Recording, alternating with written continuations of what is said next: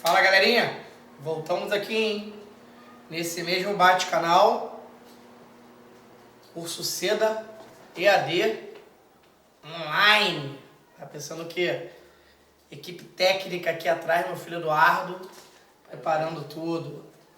Bom, a gente fez aquela contextualização, né, da filosofia ateniense e a importância que a democracia ateniense teve para que essa filosofia tivesse o seu desenvolvimento. Então a gente falou lá da polis de Atenas, a gente enumerou elementos importantes dessa polis, né? Vamos lembrar rapidinho a perspectiva da relação entre a democracia e a importância do espaço público. Dentro da importância do espaço público, a valorização de habilidades como oratória, retórica, a argumentação, a contra-argumentação, né? A partir daí, falamos um pouco dos sofistas e perspectiva dual que se tem de falar sobre essas figuras em relação àquela sociedade. Discutimos um pouco as contradições daquele modelo, né? E chegamos na descrição de alguns pensadores ali que fazem parte desse período clássico, né? Quem abre a nossa festa? Sócrates. Beleza? Então, gente, a gente já sabe da perspectiva da importância do Sócrates para a filosofia quando a gente tem uma expressão como filosofia pré-socrática. Quer dizer, todo um combo de pensadores antecedentes que são integrados e, de certa maneira, massificados em torno daqueles que são anteriores ao Sócrates. O nome do Sócrates aparece como um paradigma que é tratado e pensado como um diferencial. Eu não vou voltar a essa discussão, já fizemos em sala, todo o problema da limitação que essa expressão pode causar e da maneira como a gente pode perder um pouquinho a percepção desse primeiro um século e meio, né, onde os tais pré-socráticos estavam ali nas colônias, mas essa discussão é importante. Sócrates, né, ali no século V, vamos pegar a perspectiva do julgamento dele, por exemplo, que é um marco referencial da sua trajetória. É um indivíduo que vai representar para a filosofia clássica, né, primeiro uma virada, né, que eu estou chamando aqui de transição temática. Vamos pensar por que transição temática, né? A gente tinha, até ele, né, até então, o predomínio do estudo, da reflexão, da investigação dos fenômenos da natureza.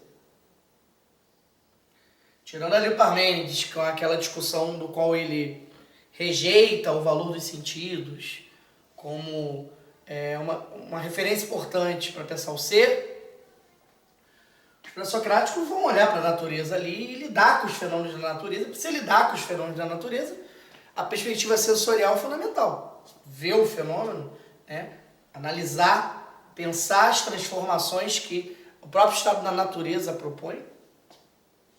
Mas, a partir do Sócrates, a physis, ela vai paulatinamente tornando esse um assunto menos significativo. Aqui não serve você botar na prova. A partir da filosofia socrática, ou então na filosofia clássica, os filósofos clássicos, ou em Atenas, abandonou-se o tema da natureza. Não, cuidado com essas palavras. Mas perde-se a predominância, né? E esse elemento que até então era determinante na construção da identidade filosófica, começa a ver surgir uma tendência, né, que os estudiosos, e sobretudo quem produz livro didático, gosta de chamar de filosofia humanista, né?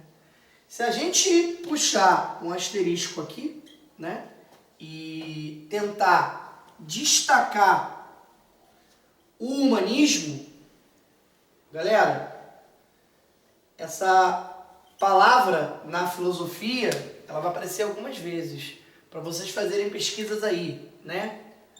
O humanismo é uma das principais características do movimento renascentista, um grande movimento cultural, científico, que vai dominar a produção de mentalidades e de cultura na Europa no século XV e XVI, né? Essa perspectiva do homem como sujeito, como ser central das relações, da produção do saber, né, da criação artística, na liderança política.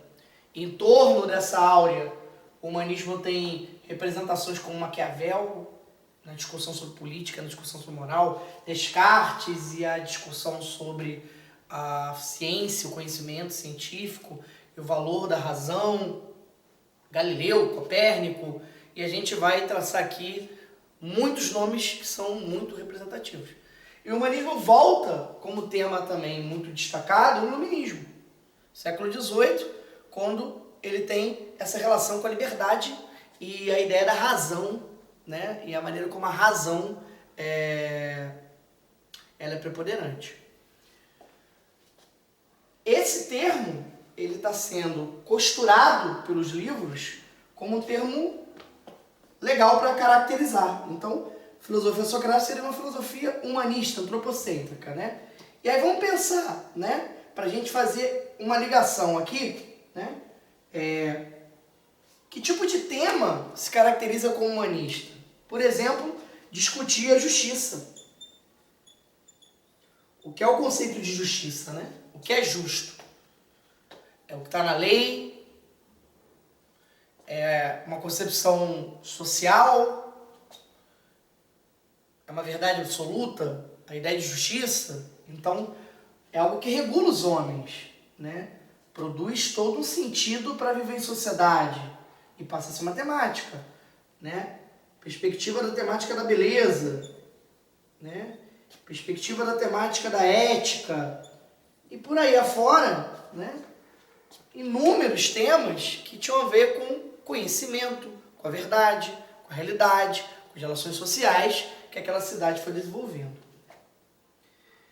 Esse é o ponto, né? Sócrates como um indivíduo que representa uma mudança de eixo, que eu acredito e vejo que vai ter no Aristóteles o nome mais forte, depois do Sócrates e Platão, depois do Platão e Aristóteles, e ali nos textos do Aristóteles a discussão sobre o zoom politique, né? A importância da política para a cidade, a importância da linguagem, a visão da ética sob a perspectiva do bem comum, da busca pela felicidade, não está relacionado ao individualismo. Então, o Aristóteles vai representar muito bem essa trajetória de valorização dos temas sociais, dos temas culturais, digamos assim. Mas Sócrates fica muito referenciado, inclusive nos livros do Platão, que vai descrever, narrar, usá-lo como personagem de diversos textos, né? A sua perspectiva metodológica. Inclusive, no seu julgamento, quando ele foi acusado, a lei permitia, né? Denúncias lá em Atenas, quando ele foi acusado de corromper os jovens e de denegrir os deuses gregos, introduzir novas divindades, percebe-se de que forma esse método estava impactando ali o cotidiano. E o método socrático ele tinha duas grandes características, duas palavras-chave, né? Maiêutica, anota-se aí, e dialética, anota-se aí. Maiêutica, palavra que tem uma relação com a ideia de parto. Quer dizer, o que é um parto? Você tira algo de dentro, correto? Então, no olhar de que a verdade, de que o bem, de que o conhecimento está em cada um, né? Cada um carrega em si, você vai alcançar isso como, né? Você tem que buscar isso.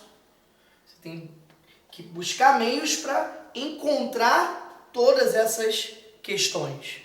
Então ele propunha que no debate filosófico e na construção racional de cada indivíduo se valorizasse a maiêutica, ou seja, a busca do conhecimento. E isso era feito com que a filosofia passou a valorizar, já antes dele ali no Heráclito, né, que é a ideia da dialética, que é valorizar que as mudanças, que o dinamismo é fruto do antagonismo, da contraposição. Então, na conjunção desses elementos, a filosofia socrática tinha essa perspectiva de valorizar, levar ao contraponto, levar ao antagonismo. Veja, é possível separar essas duas coisas. É possível você produzir metodologicamente uma forma de valorizar o conhecimento, ok? Onde você busque tirar do indivíduo, de dentro dele, questões, mas não necessariamente provocando contradição. Sócrates fazia isso. Então, a ideia daquela pergunta, né, que indagava os seus interlocutores. Tá tudo bem, né? A gente está em casa e as coisas vão passar, porque o importante é estar feliz. Aí vem a metodologia socrática. O que é felicidade? Porque se é importante estar feliz, o que é felicidade? Ah, é muito complexo. Pô, então como é que é importante se você não sabe o que é? Complexo como assim? Então a provocação é constante, né? A gente chama de ironia porque você está propondo essa interlocução, contrapondo ideias, contrapondo posicionamentos que queriam tirar do indivíduo algo a mais que ele tivesse para pensar, mas que movia essa coisa da contraposição. Eu posso fazer maiêutica sem dialética? Claro. Vou dar um exemplo que eu penso, né? É um olhar meu, não é um olhar de livro de filosofia, então todo mundo fica muito à vontade para questionar. É importante separar o que a gente está apresentando como elementos de pesquisas e que é uma posição subjetiva. Então, a gente vai pegar a psicologia freudiana e vai falar da questão do método que o Freud propôs para acessar alguns traumas e algumas questões do indivíduo, né? Da onde vai se discutir o subconsciente, o consciente, vai se ter uma grande mudança de ter essa ideia de que a razão é um elemento tão fundamental, na medida que grande parte do que a gente é e sente tem a ver com coisas que a razão não acessa, pelo menos no primeiro momento. E aí vem a psicanálise. A psicanálise é maiêutica. Por que maiêutica? Ela não vai procurar acessar o que está dentro, ela vai tentar mergulhar nessas questões de memória, de traumas, que não são necessariamente claros ou não são lembrados do indivíduo, mas não precisa ser por uso de dialética, não precisa ser contrapondo. Pode ser, pode não ser. Então, maiêutica é uma forma de produção de raciocínio. Dialética é uma posição filosófica, uma visão filosófica, um paradigma filosófico que entende que a mudança se faz pela contraposição. A metodologia socrática tinha os dois elementos. E aí a palavra-chave, porque ao final de tudo, né, a gente vai ter, dentro dessa perspectiva, o que a gente vai chamar de ética intelectualista. Por quê? Porque era através do uso da razão. O tempo inteiro que você ia mergulhar, ia fazer a maiêutica, ia se propor, se contrapor e procurar essa verdade. Então, a palavrinha-chave, se a gente pudesse trazer aqui, é autoconhecimento. Ou conhecimento de si mesmo.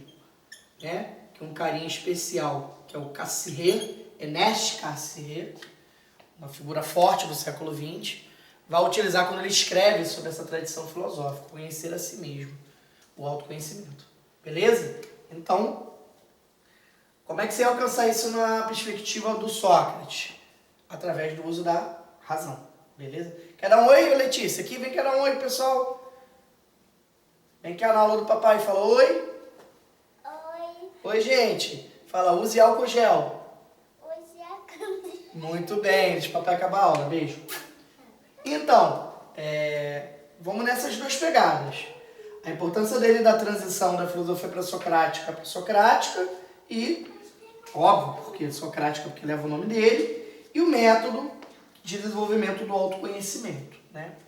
E aí eu acho que para a gente fechar sobre o Sócrates, destacar dois pontos aqui. Primeiro, quando ele é condenado, né? E não foge da condenação, não é que não conteste, mas enfrenta o seu destino, solta aquela frase marcante, filosofar é saber viver, Pode botar a música do Skank agora de fundo, né? É preciso saber viver. Aliás, tá atual. Aliás, é um bom momento, né, gente? Pra ver uns bons clipes, boas músicas, bons filmes, boas séries, pegar um caderninho de recurso, né? Certeza que os professores Imara e Jorge vão pontuar com vocês. Caderninho bonito de recurso, notar o tema. A gente não é que está com mais tempo, mas a gente está precisando ocupar o nosso tempo também com produção intelectual. Bem descansar, ficar com a família, né? Divertida, adaptar a diversão, mas há uma oportunidade. Às vezes essa é um clichê, mas é a partir da crise tentar ver a oportunidade. Eu acho que isso daí é um olhar que a gente pode ter. E aí nessa analogia, né, eu gosto de falar que o Sócrates morre todo dia. E aí o que eu quero dizer com isso? Acho que todo dia, a partir do momento que a censura impera sobre o debate, que a liberdade de expressão é relativizada, e eu não digo liberdade de expressão no sentido responsável. Eu estou livre para ser racista, eu estou livre para ser homofóbico, não. Porque aí não tem, essa discussão ela precisa ser permeada pela lógica da convivência, da dignidade humana, né? Do respeito, da empatia. Mas a produção no sentido da cultura, do olhar que cada um tem. Toda vez que a moral quer impetrar uma ideia de mundo que é melhor que a outra, né? Toda vez que regimes autoritários, sistemas ditatoriais, ou medidas autoritárias e democracia, ou toda vez que líderes, indivíduos da sociedade, movimentos sociais são humilhados ou até perseguidos por conta das suas ideias, é mais o Sócrates que se vai, no sentido de quê? De que aquela sociedade de Atenas calou um referencial que promovia o senso crítico, que promovia o debate e que incomodou, claro, a partir dessas posições. Nós vivemos recentemente um pedaço da nossa sociedade questionando, por exemplo, o Samba Enredo da Mangueira, porque tratava de um personagem de cunho religioso importantíssimo para grande parte das pessoas, que é Jesus, né? Mas que dentro da igreja tem que ser tratado pela lógica da fé que os religiosos têm, mas como personagem cultural histórico pode ser proposto culturalmente. Um pedaço da sociedade que foi um absurdo. Isso é a ideia do Sócrates morre todo dia. Ideias, visões, concepções, elas não podem ser propostas por outros prismas, só tem um. Então acho que é uma boa analogia para fazer sobre liberdade, democracia e tal. E outro ponto para finalizar é a influência do Platão. Platão falando do Sócrates, quase a integralidade do conhecimento que a gente tem do Sócrates, dos textos do Platão, é uma relação que vai para além do aprendizado. Existe uma referencialização, Sócrates é personagem de vários textos do Platão. Né? E a gente pode ver, por exemplo, do Platão, a crítica ao sofismo, que é pesada. Platão critica os sofistas quando ele fala sobre Mito da Caverna, está diretamente ali, e o Sócrates é um personagem ali do diálogo do Mito da Caverna. O Platão critica os sofistas quando ele escreve sobre fármaco e remete claramente a essa ideia da manipulação da verdade, da manipulação da sociedade que atrapalhou a trajetória do conhecimento da verdade ali com Sócrates. A influência no Platão, na visão metafísica que o Platão vai ter, onde ele vai colocar a razão como um elemento absoluto, né? Teoria das ideias, a razão superior aos sentidos, a questão da teoria das almas, na verdade, a teoria da alma, onde, né, a mente precisa controlar, né, os sentimentos dos desejos, para que a prudência defina a justiça, a virtude e todos os outros valores. Então você tem aqui diretamente uma relação com o filósofo, que falava da razão como elemento fundamental para você chegar ao conhecimento.